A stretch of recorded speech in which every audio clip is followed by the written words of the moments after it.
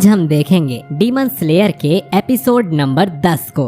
अगर आपने अब तक इसके पिछले एपिसोड्स नहीं देखे हैं तो उनकी लिंक आपको डिस्क्रिप्शन में मिल जाएगी। तो चलिए जानते हैं आगे की कहानी को एपिसोड नंबर 10 के साथ, जिसका नाम है टुगेदर फॉरएवर। तो दोस्तों, अब तक हमने देखा था कि तांजीरो मुजान के भेजे हुए 2 डीमंस से लड़ रहा होता है। उसकी मदद करने नेजुको और यूशिरो भी आ जाते हैं और सुसामारू से लड़ते हैं, जबकि तांजीरो लड़ता है याहाबा यानी एरो डीमन से।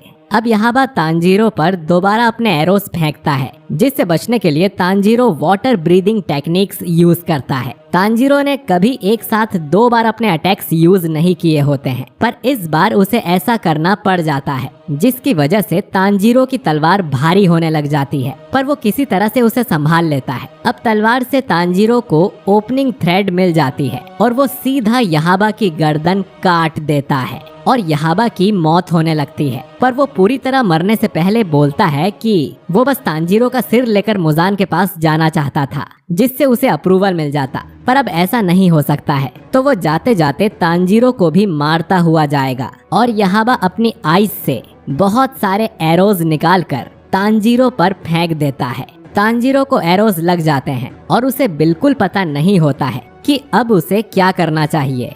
सबसे पहले एरो तांजीरो को राइट साइड में ले जाता है और तांजीरो वाटर ब्रीदिंग का एक फॉर्म इस्तेमाल करके खुद को दीवार से टकराने से बचा लेता है और एक एरो खत्म हो जाता है। फिर दूसरा एरो तांजीरो को आसमान की ऊंचाइयों में ले जाने लगता है, तो तांजीरो फिर एक फॉर्म इस्तेमाल करके उससे भी बच जाता है। ऐसे ही तांजीरो को कई सारे एरोस से बचना पड़ता है और इसके कारण अब तांजीरो के कंधे जवाब देना शुरू कर देते हैं। उसकी तलवार इतनी भारी हो जाती है कि वो तांजीरो के हाथ में ही नहीं आ रही होती है।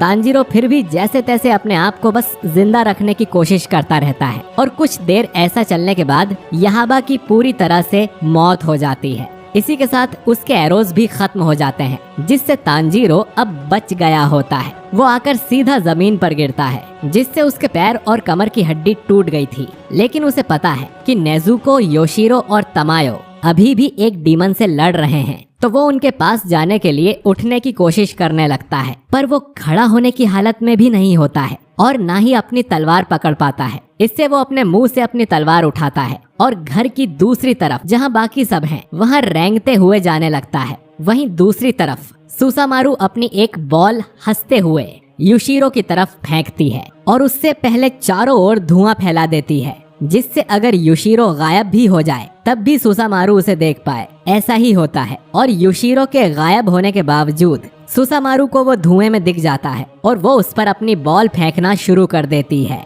लेकिन उस तक पहुंचने से पहले ही नेजुको आकर उस बॉल को किक कर देती है। यूशिरो नेजुको को सामने से हट जाने को कहता है, सामने से हट जाओ, और बोलता है नेजुको भले ही डीमन है पर उसे ऐसे नहीं लड़ना चाहिए। तभी नेजुको यूशिरो की तरफ देखती है और उसे उसमें अपना छोटा भाई नजर आने लगता है। वो उसके सिर पर अपना हाथ फेरती है और अब उसे बचाने के लिए नेजुको को सुसामारू पर गुस्सा आ जाता है।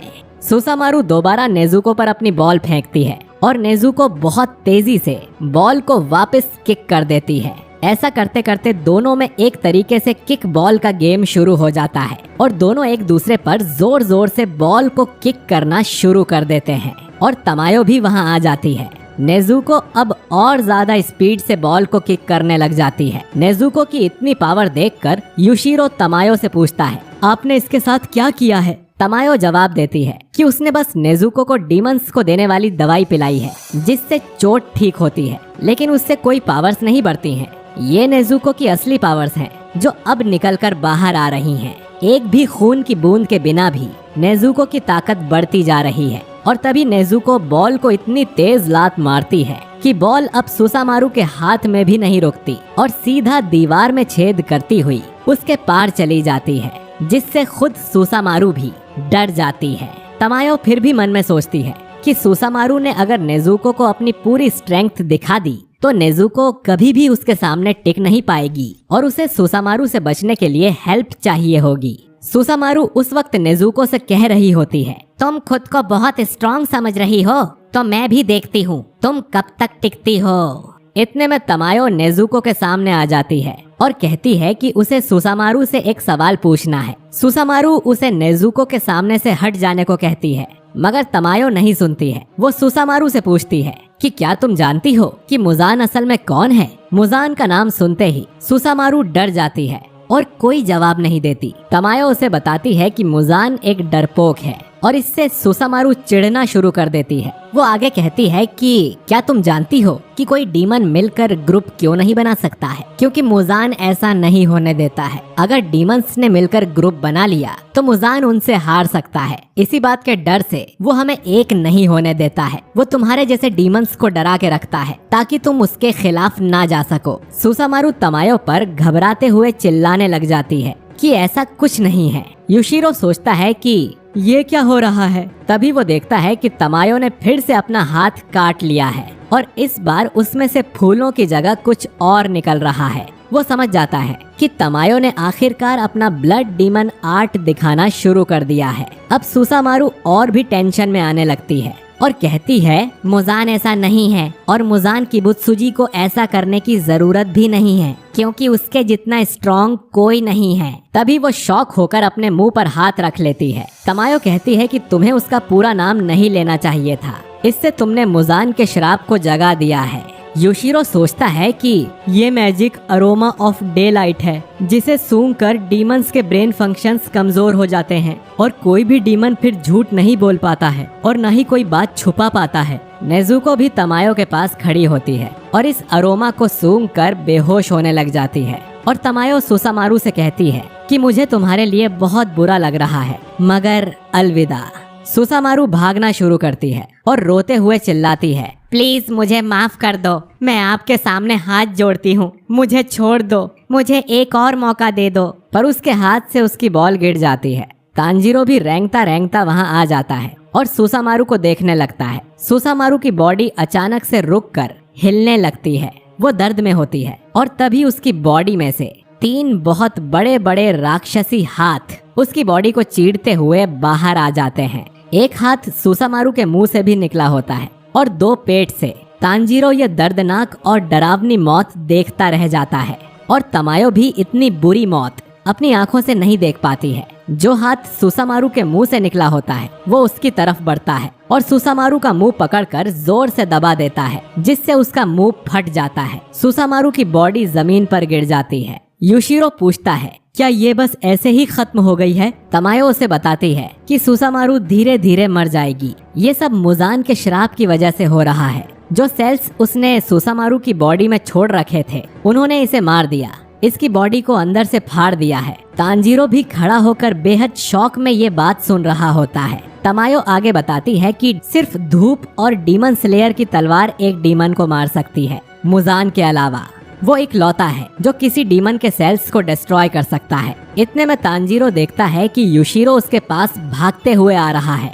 युशिरो वहाँ आता है और जल्दी से तांजीरो के मुंह और नाक पर रुमाल लगा देता है। वो कहता है, तुम गलती से भी मैडम तमायो के अरोमा को मत सूंघना, क्योंकि इंसानों के लिए ये जानलेवा होता है, तो इससे तुम मर सकते हो। तमायो तांजीरो से कहती है कि सुसामारू 12 किजुकी में से एक नहीं थी, क्योंकि हर किजुकी की आंख पर एक नंबर लिखा होता है, मगर सुसामारू की आंख पर कोई नंबर नहीं है, जिसका मतलब शायद याहाबा की आंख पर भी नंबर नहीं होगा और वो भी किजुकी नहीं है, क्योंकि ये दोनों असली किजुकी बनने के लिए बहुत कमजोर थे। तांजीरो ये सुनकर चौंक जाता है और बोलता है कि क्या ये कमजोर थे? युशिरो उसे चुप करा देता है और बोलता है कि मैडम तमायो की बात पर कभी शक मत करना, वो हमेशा सच बोलती है और ये डीमन वैसे भी बहुत स्टूपिड थी। उसे लग रहा था कि वो मैडम तमायो को चोट पहुंचाने के बाद बच जाएगी। उसके साथ जो हुआ वो सही था। तमायो फिर भी सुसामारू का ब्लड सैंपल निकाल कर रख लेती है और कहती है कि शायद ये भी हमारे उस दवाई बनाने में किसी काम आ जाए।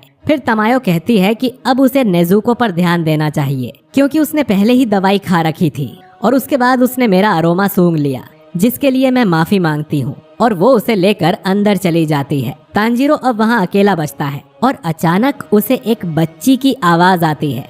वो आवाज उसे सुसामारू की बॉडी से आ रही होती है, जो अपनी प्यारी बॉल को बुला रही होती है। तांजीरो खड़ा होता है और सुसामारू के पास उसकी बॉल लाकर रख देता है। वो कहता है, तुमने आज तक ना जाने कितने लोगों को मारा होगा, मगर हो तो तुम आखिर एक बच्ची ही। इतने में सुबह हो जाती है और धूप की वजह से सुसामारू की बची कुची बॉडी भी जलकर राख बनकर उड़ जाती है। तांजीरो आगे सोचता है, तुम्हें लगा कि तुम किजुकी हो, मुजान ने तुम्हें धोखे में रखा, लड़ने भेजा और अब उसके श्राप की वजह से तुम्हारी मौत हो गई है। डीमंस के मरने के बाद उनकी हड्डियां तक नहीं बचती हैं। क्या लोगों को मारने की सजा यही है? फिर तांजीरो को मुजान का चेहरा याद आता है और उसे गुस्सा आने लगता है। वो सोचता है कि जो लोग उसे फॉलो करते हैं उनका भी ऐसा हाल हो जाता है। वो सच में एक राक्षस है। कुछ देर हो जाती है और तांजीरो अब घर के अंदर आकर सबको ढूंढना शुरू कर देता है। वो तीनों बेसमेंट में आ गए थे क्योंकि यहाँ सूरज की धूप नहीं आती। तांजीरो को देख नेजुको भागते हुए आकर उसके गले लग जाती है। फिर वो भाग कर जाती है, तमायो के गले लग जाती है। तमायो कहती है कि होश में आने के बाद से ही नेजुको ऐसा कर रही है और उसका स्पेल तो ये था कि वो हर इंसान में अपनी फैमिली देखे, मगर हम तो डीमंस हैं। तांजीरो उन्हें समझाता है कि वो अच्छे लोग हैं, इसीलिए नेजुको उन्हें अपना मान रही है, जिसे सुनकर तमायो की आंखों से आंसू आ जाते हैं। तमायो बताती है कि अब वो ये जगह छोड़कर कहीं और जा रही है क्योंकि मुजान अब उन्हें यहाँ ढूंढ सकता है। फिर तमायो तांजीरो से कहती है कि उसे नेजुको की सेफ्टी के लिए उसे तमायो के साथ ही छोड़ जाना चाहिए। तांजीरो भी हाँ करने ही वाला होता है, मगर नेजुको आकर उसका हाथ पकड़ लेती है और तांजीरो कहता है, मैं नेजुको को हमेशा अपने साथ ही रखूंगा। और दोस्तों, इसी बीच हमें एक फ्लैशबैक भी दिखाया जाता है जब युशिरो इंसान हुआ करता था और बहुत ही ज्यादा बीमार था। तब तमायो ने युशिरो की परमिशन लेकर उसे डीमन बनाया था ताकि उसकी जान बच जाए। जाने से पहले युशिरो तांजीरो से कहता है, तुम सही थे, नेजुको बहुत सुंदर है। इसके बाद तांजीरो अपने अगले सफर पर निकल जाता है। उसे उसका कासुगाई क्रो आकर साउथ ईस्ट में अपने अगले मिशन पर जाने के लिए चिल्लाने लग जाता है। तभी उन दोनों को दूर एक लड़का दिखाई देता है जो एक लड़की के आगे घुटनों पर बैठा हुआ है और उससे शादी करने के लिए रो रहा है। तांजीरो और उसका क्रो ये देखकर शॉक हो जाते हैं और ये एपिसोड यहीं पर खत्म हो जाता है। अगले एपिसोड में हम देखेंगे कि ये रोतलू आखिर कौन है और तांजीरो का सामना होगा एक डमरू डीमन से। दोस्तों, अगर वीडियो अच्छा लगा है तो इसे लाइक और शेयर करने में कंजूसी मत करिएगा और रेगुलरली हमारे वीडियोस को देखने के